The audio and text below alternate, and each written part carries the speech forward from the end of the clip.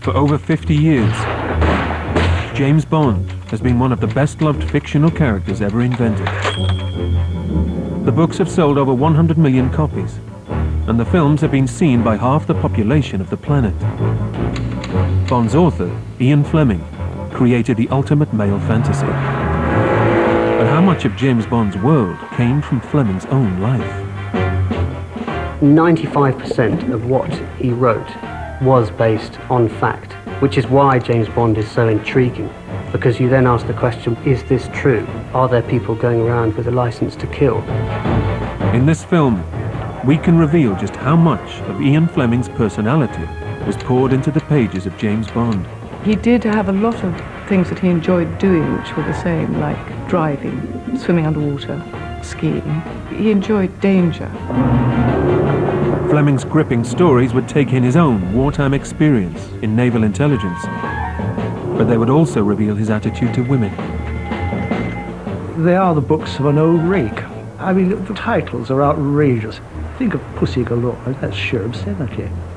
You should be ashamed of yourself. This is the story of how Ian Fleming created the greatest secret agent the world has ever known, and the extraordinary truth behind James Bond.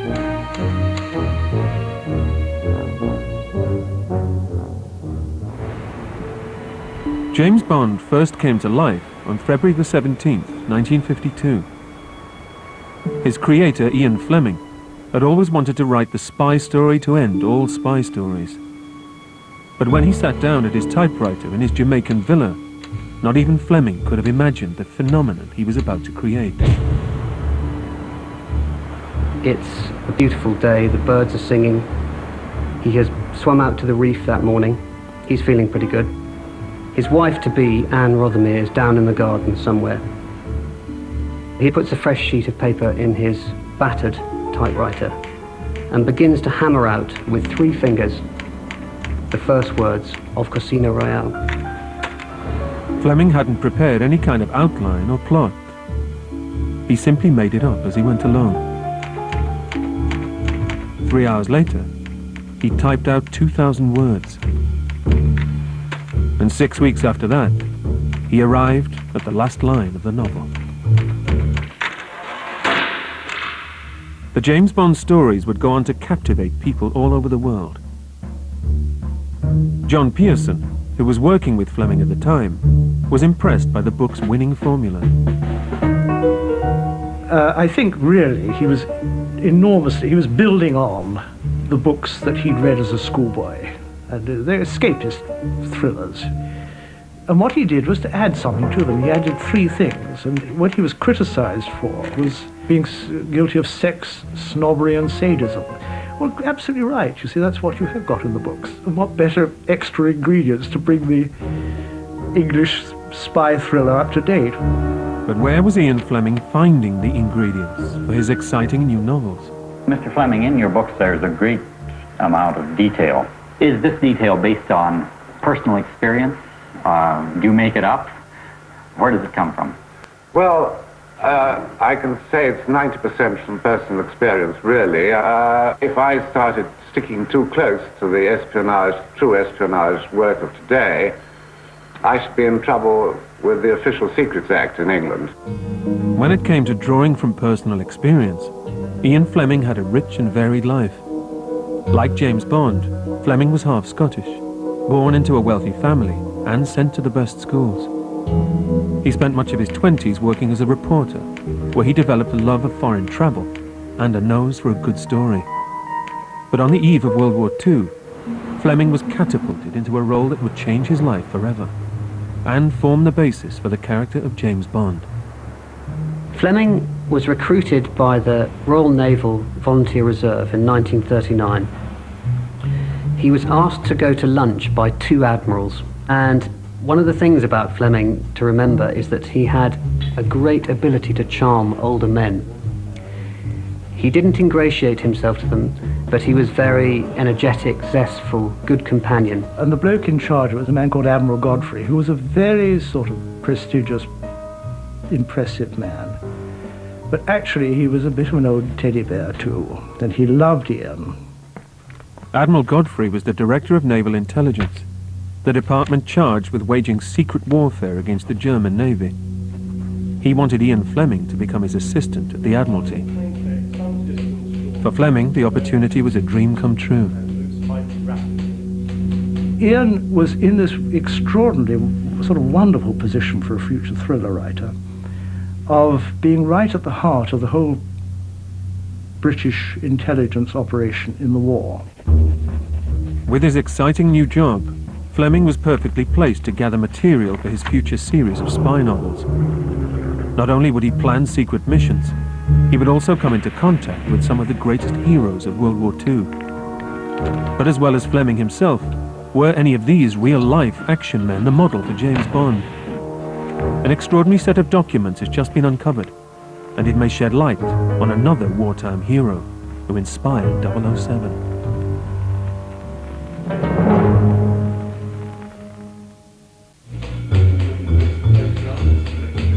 From the beginning of World War II, author Ian Fleming worked at the heart of British naval intelligence, amassing ideas for the James Bond stories he would write a decade later.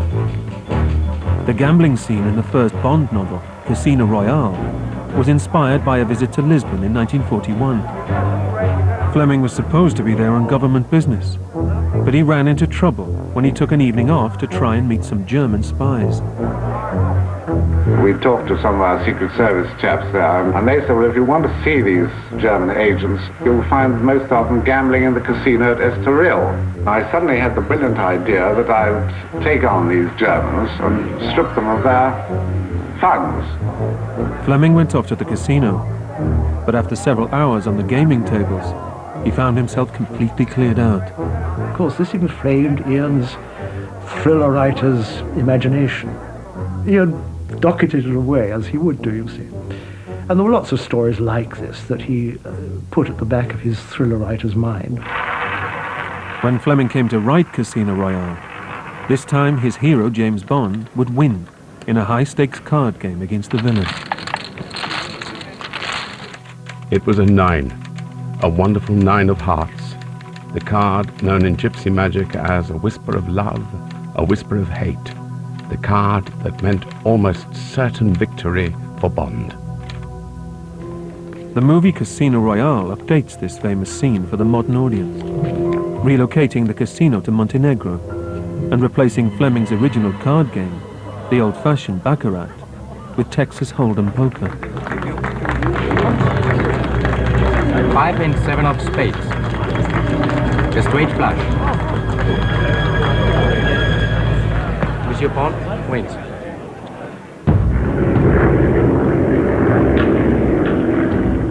As the war went on, Fleming expanded his role in naval intelligence. His boss, Admiral Godfrey, had clearly spotted something special in his imaginative assistant. I think Godfrey brought in a lot of people who weren't to do with the sort of old traditional Navy. And I think that he wanted, people from all different walks of life who were interesting in their own ways and who could sort of think out of the box. Godfrey gave Fleming a license to dream up radical ideas that might win the war. One plan was so extraordinary that parts of it would also make it into the pages of James Bond. British naval intelligence were desperately trying to intercept German radio messages, which were coded using an elaborate scrambling machine called an Enigma. The Enigma code was supposedly uncrackable, but Ian Fleming came up with an ingenious way of stealing its key. Fleming knew that every ship in the German Navy had a code book, so what they needed to do was to capture a German ship and then just sail it into an English port. Fleming's plan involved stealing a German plane and crash landing it into the English Channel. Nearby German ships would immediately send a rescue boat to save the occupants of the sinking aircraft. But as soon as this boat arrived, British airmen would emerge from the plane, storm the boat, seize the code book, and take it back to the UK. It got quite a long way, this particular thing. They fixed fireworks on the wings to make it look like it was exploding so that they could ditch it quite near a German ship. They had all the uniforms made. Fleming went to have his uniform measured up. This was a fantastical idea. It came fairly close to reality, but it wouldn't have worked, I don't think, because finally someone from the Admiralty pointed out that if you crash a German bomber, it sinks very, very fast. And so the likelihood that any of the people inside this thing would have survived was just about nil. Operation Ruthless may have been unsuccessful, but it was the perfect dress rehearsal for James Bond. Years later, Bond would steal an encryption machine in From Russia with Love. Bond reached up and hauled down the heavy case and put it on the seat. He tore the zip sideways and looked in. Yes, a grey japanned metal case with 3 rows of squat keys, rather like a typewriter. In the movie version, the simple theft depicted in the book becomes an action scene typical of the Bond films, with 007 outwitting hundreds of baddies to escape with a girl in his arm.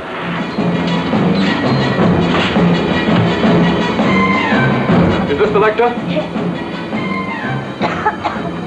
Here, take this. It's only tear gas. I thought it was for tomorrow, but today is the 13th, isn't it? It's a hell of a time to be superstitious. Come on.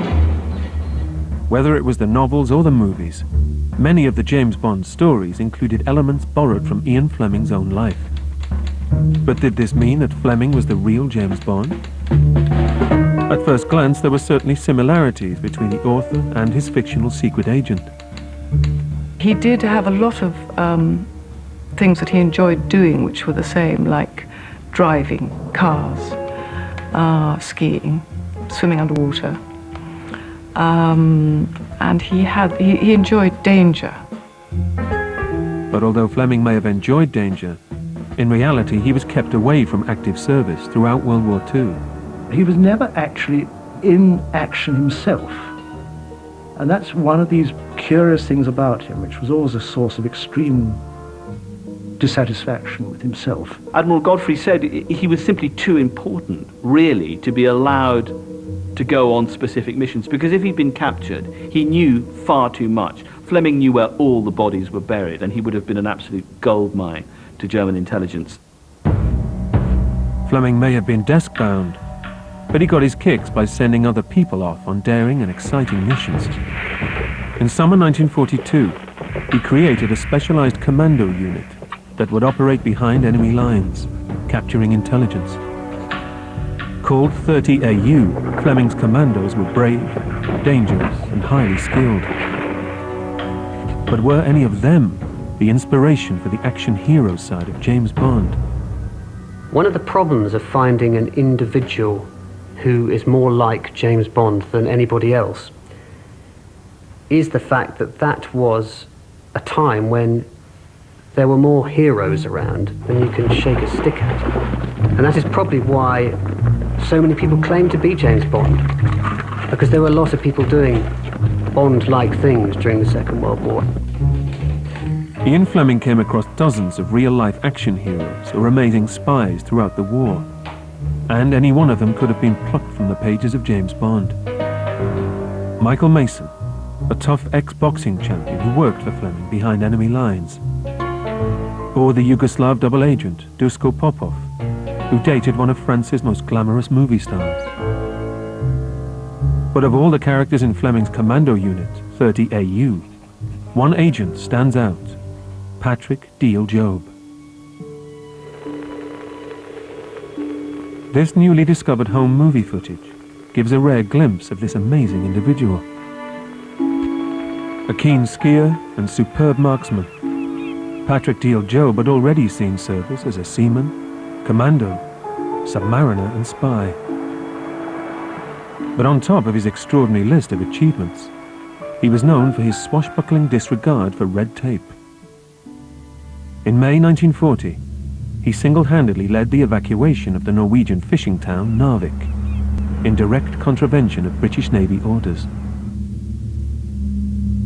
My father knew that the Germans were going to bomb the place within 2 or 3 days. And the Navy had signaled and said, look, do not evacuate the Norwegians.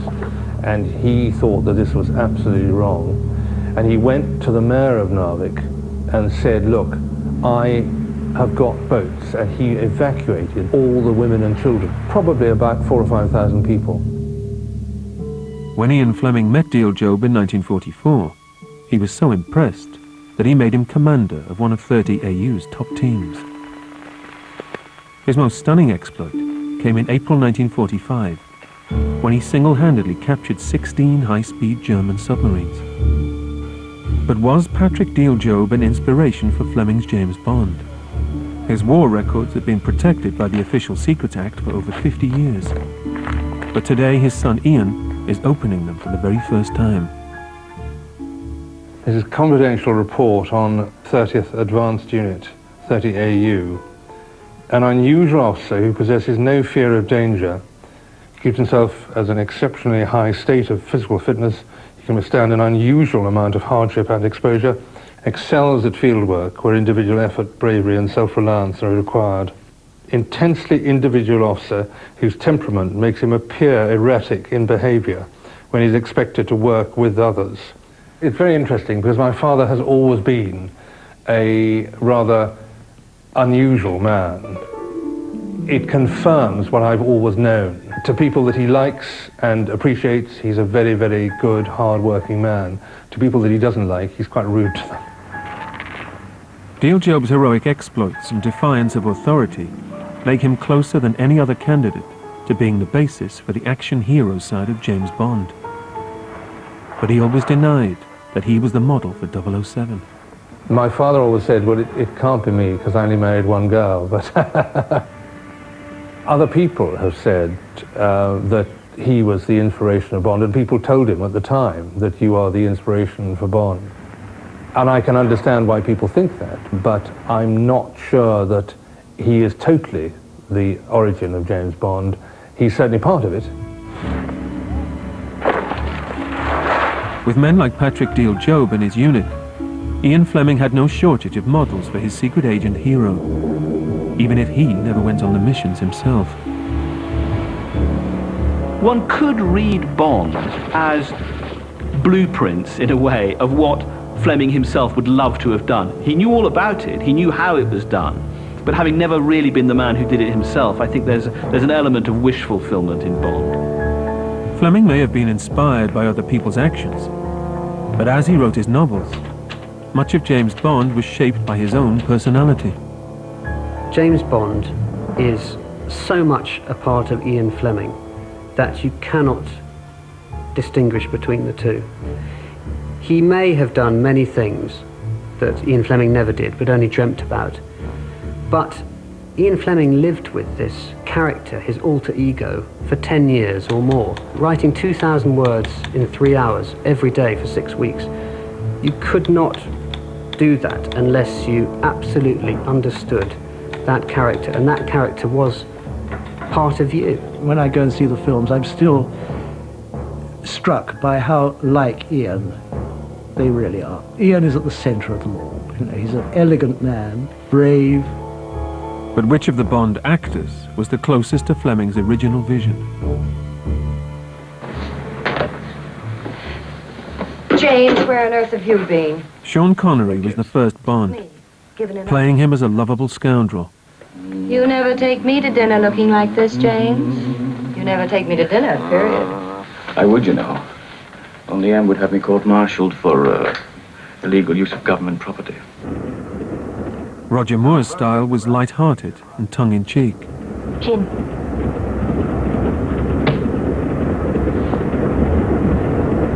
James, what are you doing?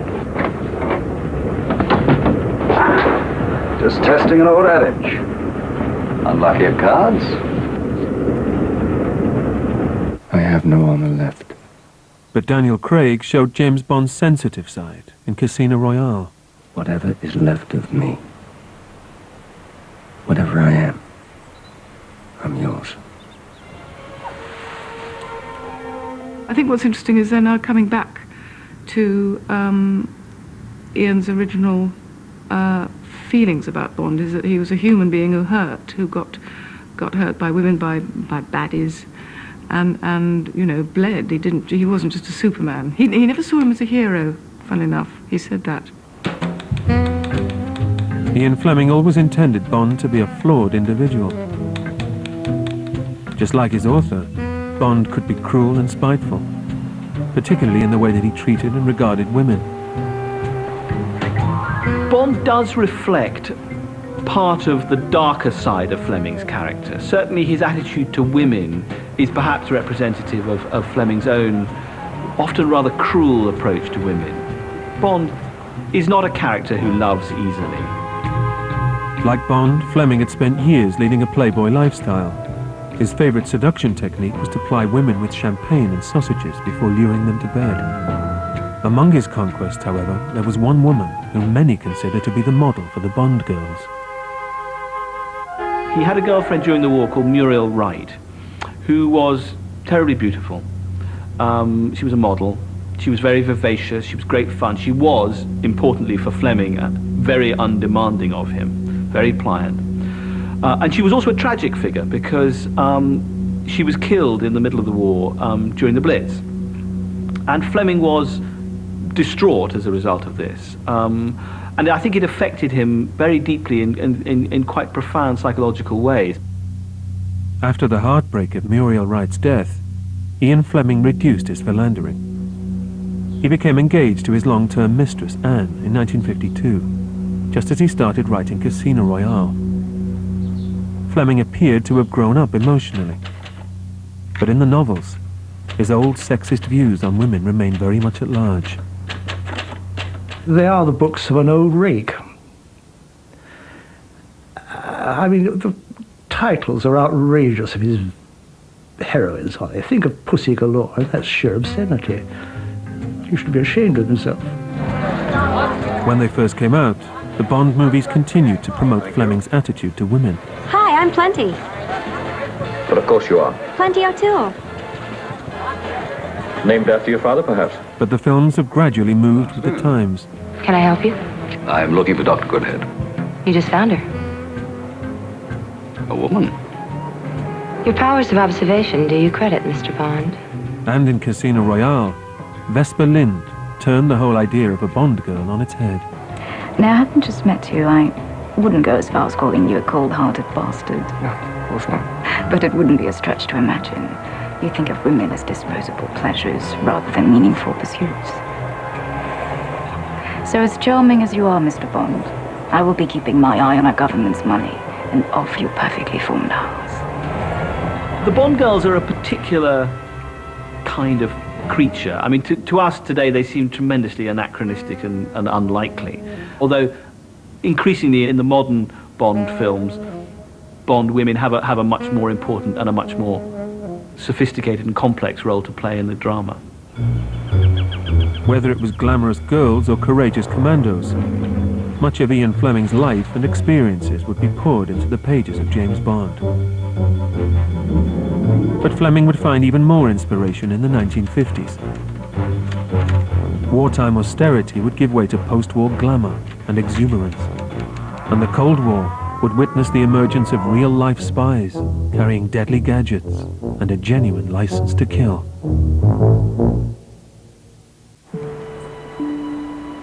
In the months following World War II, Ian Fleming left his job in naval intelligence and returned to journalism. He built a villa on the north shore of Jamaica, and it was here that he wrote his Bond novels every January and February. But even as the books were hitting the shelves, in private, Fleming hardly spoke about his new writing venture. I worked for him for nearly a year before I knew that he was writing Bond books. They were not being wildly successful at the time. They were very arcane books for a few. Someone told me he wrote these thrillers, and I asked him about it. My dear boy, he said, "Oh, we mustn't talk about that. Really, they're too boring, too boring. Talk about false modesty and hidden genius." Despite his humility, Fleming was fiercely proud of the stories he was creating and researched every detail to ensure maximum accuracy. He travelled round the world and ate at fine restaurants, road testing the kind of high life that James Bond would lead. His job as a thriller writer was to thrill the audience, and that meant describing all the taste sensations, the touch sensations, the experience of driving in a fast car with the hood down, the experience of eating toast and caviar. All of those things Fleming wanted his audience to experience, and therefore he had to experience it. The books gave people a bit of escapism with the exotic locations of the meals that Ian described in detail and the drinks. The fact was, when Ian wrote these books, Britain was still a hungry nation, recovering from the war and the rationing. And so it was a great thing to have food described so wonderfully. While Mademoiselle is enjoying the strawberries, I will have half an avocado pear with a little French dressing. Do you approve?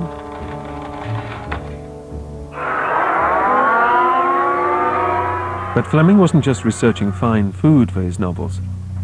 He also kept a keen eye on what was happening in the Cold War. I think there's no doubt that certainly the contemporary readers of Fleming felt that what they were getting was a version of reality. So he was absolutely determined to make them as believable as they could be. And to that end, he specifically cited various news events as evidence that what he was describing, while it was a sort of fantasy, was not outlandish, was not impossible. And among those events, there are several that stand out.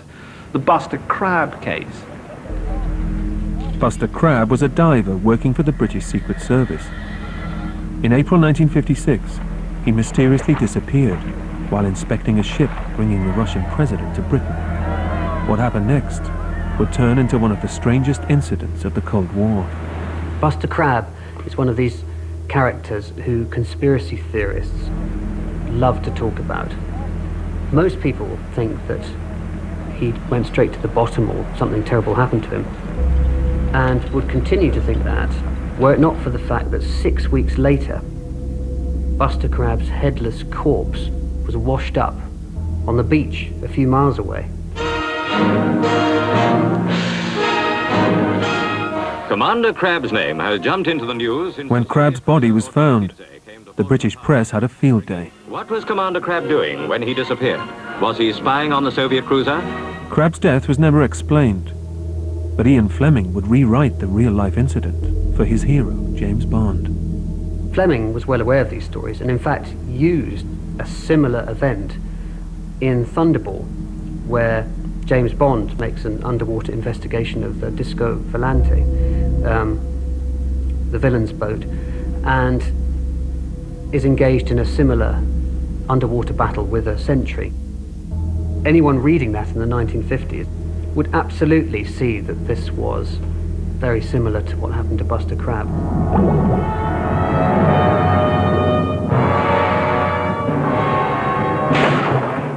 By the time the story had been transferred to the big screen, it was hard to guess that the far-fetched underwater fight scene, typical of a Bond movie, had in fact come from a real-life event.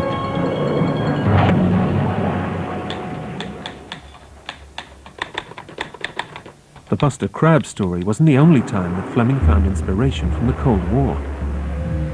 The newspapers were filled with juicy tales of spies defecting from the Soviet Union, and some of them were even rumored to be assassins. The West began to wake up to the fact that there were these Soviet James Bonds with licenses to kill, wandering around Europe prosecuting their business, which was fascinating and appalling at the same time. Fleming was just as fascinated, and even though it didn't exist in Britain's real-life Secret Service, he gave James Bond his own license to kill. One defector, Nikolai Koklov, also came armed with some extraordinary weapons. He was an experienced Russian spy and saboteur who defected to the West in the 1950s and brought with him a number of rather extraordinary gizmos and gadgets that look as if they came straight out of Q's laboratory. Cigarette cases that fired special poison bullets and that kind of thing. But Fleming cited Koklov and his case as proof that really what he was describing was not impossible at all. Fleming already had his own personal experience of spy gadgets. During World War II, he came into contact with a madcap inventor called Charles Fraser Smith.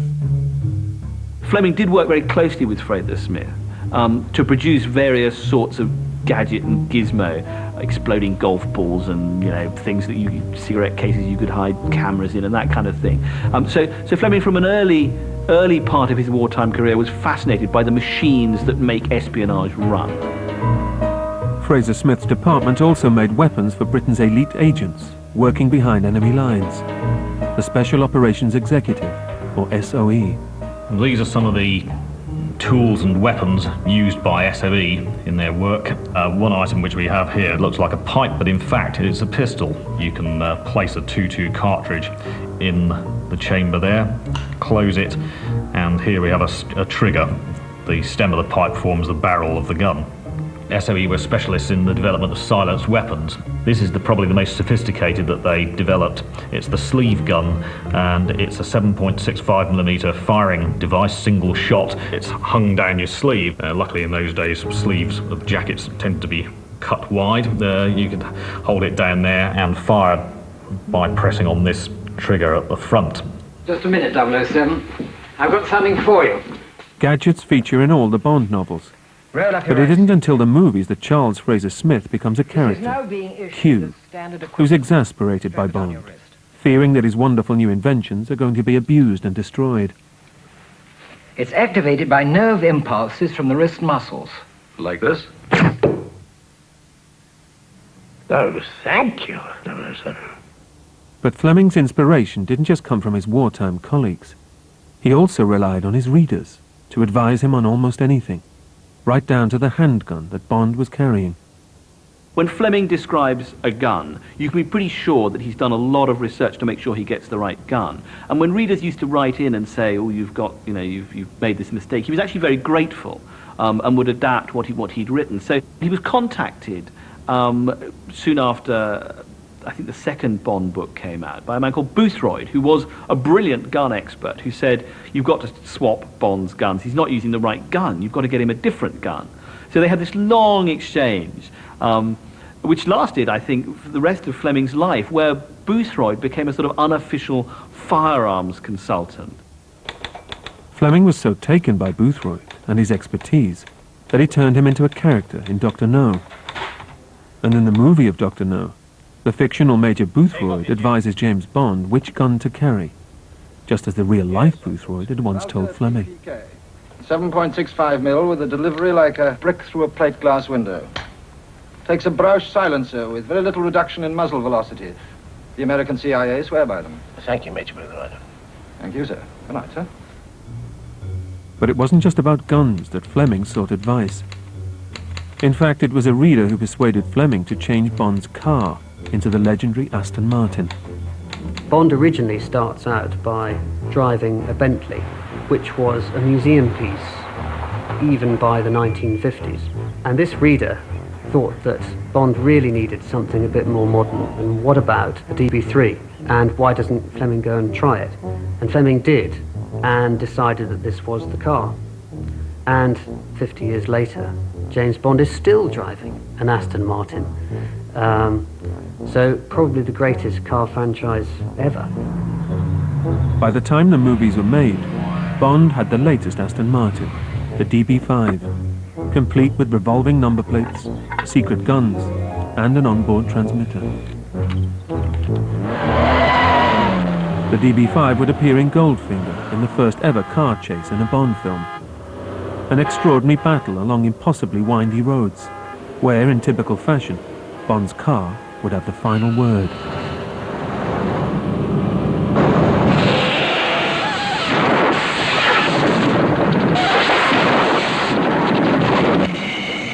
As the films became bigger and bolder, James Bond's gadgets became even more elaborate.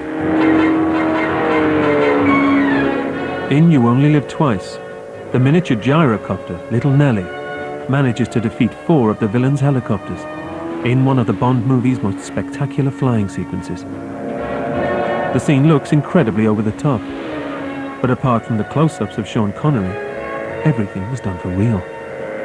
Little Nellie's inventor, Ken Wallace, did all of the stunt flying in the film. It was hazardous because you'd take off and then fly quite a distance up to over 8,000 feet over the volcanic area. There was nowhere to land and take off, so you had to do it from quite a distance. You do the one shot, and then you fly all the way back and slither to a stop on a cliff edge, and half an hour later you get the message, number 4 camera had a hair in the gate, got to do it again. And believe it or not, I did 81 flights and something like 42 hours or more in the air for that little bit on the screen. Despite the grueling experience making the Bond movie, Ken still flies gyrocopters, even at the age of 93.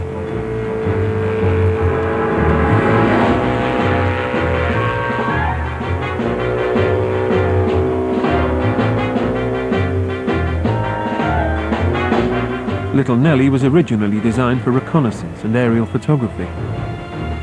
But the Bond movie's producers converted her into a glorified killing machine for the film's famous battle.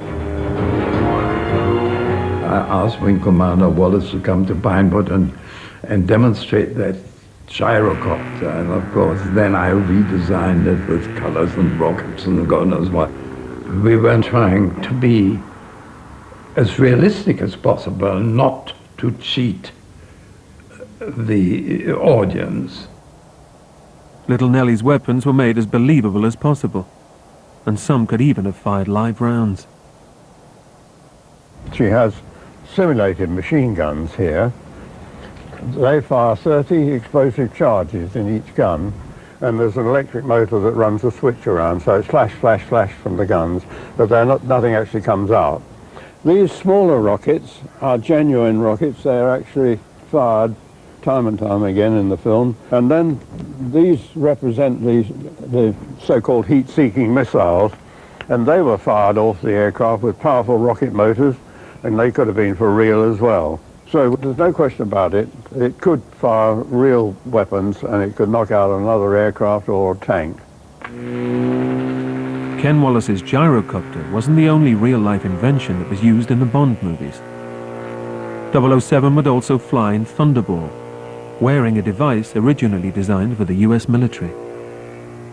On Thunderball we had the jetpack, which was a real thing, very bloody dangerous. You could fly for about 2 or 3 minutes, but you had no way of knowing when the thing would conk out, so you had to go by your stopwatch, really. The jetpack was never as successful in real life as it had been in the movies. But it was one of the many extraordinary devices that came to symbolize the Bond brand. With this winning formula of guns, gadgets, girls, and gripping storylines, it wasn't long before the books and the films would take over the world. But for Ian Fleming, this extraordinary success was wearing him down. Bond's creator was going through a personal crisis and was contemplating doing the unthinkable. Could he kill off the invincible 007?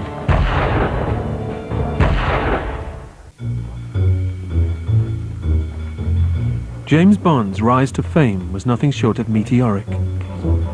The Bond movies began in 1962, and with Sean Connery playing the role of 007, they were soon captivating audiences all over the world. Meanwhile, President Kennedy had named From Russia with Love as one of his 10 favorite books, and James Bond was taking the United States by storm.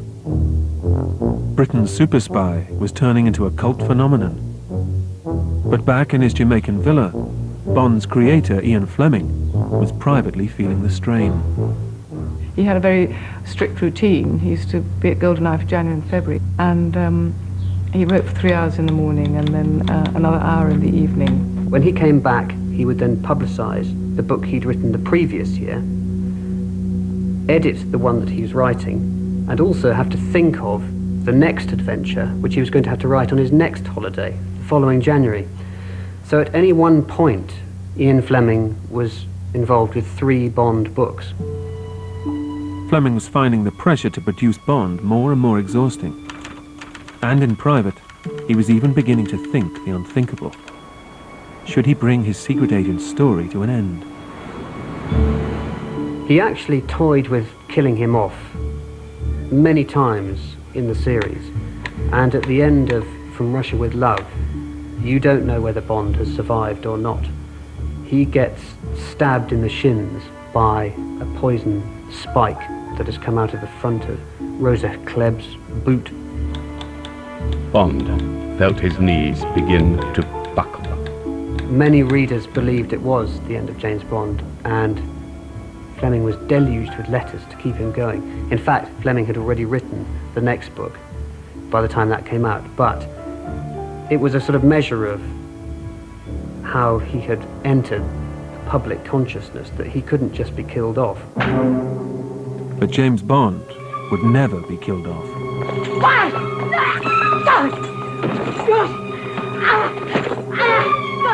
And in the climax of the movie From Russia with Love, it's Bond who ends up winning the battle with Rosa Klebb.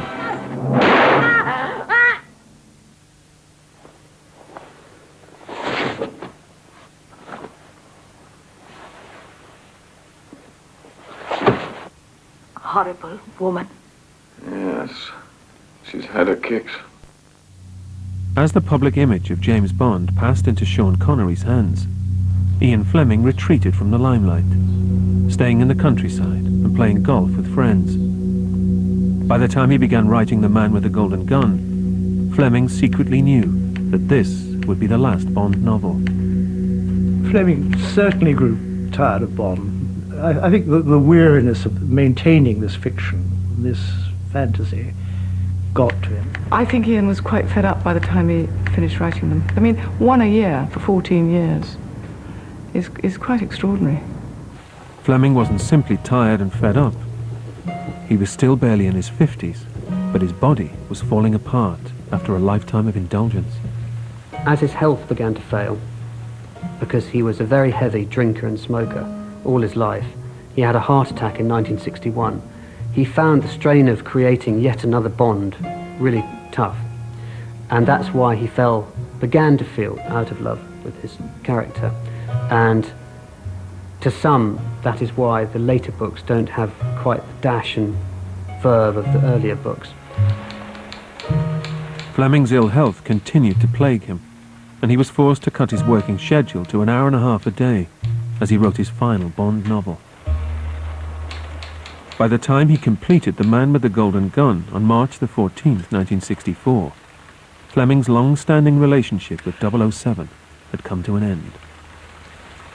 It's a bit far-fetched, perhaps, but you know, I think this monster that he created, or this Frankenstein-like figure that he dreamed up, finally turned on its creator.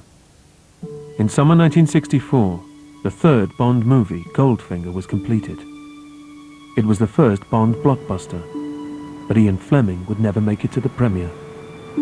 Fleming died on August the 12th, 1964, aged just 56. The end of it was that he did finally get one thing he really wanted, which was to be made the captain of Sandwich Golf Club. But he was actually, or virtually while he was playing golf, that he had the heart attack which killed him 3 hours later. And so I always feel that, you know, with that was when Bond killed his only real victim. Today, over half a century after James Bond was first created, the iconic secret agent is more popular than ever. The extraordinary truth of Ian Fleming's own experiences has given the world a hero whose fantasy life is far closer to reality than anyone could ever have imagined. And the breathtaking blend of guns, gadgets, and gorgeous girls remains remarkably close to Fleming's original vision. I think they stand the test of time really well. Bond, in some ways, was the first of a thriller genre that really hasn't changed all that much since. Fleming set the rules, and I think we still, in some ways, abide by them. In the early 60s, 3 inmates successfully broke out of Alcatraz, never to be seen again. Next week, with testimonies from former inmates and guards, we hear the true story of the escape. That's next Wednesday at 9 o'clock.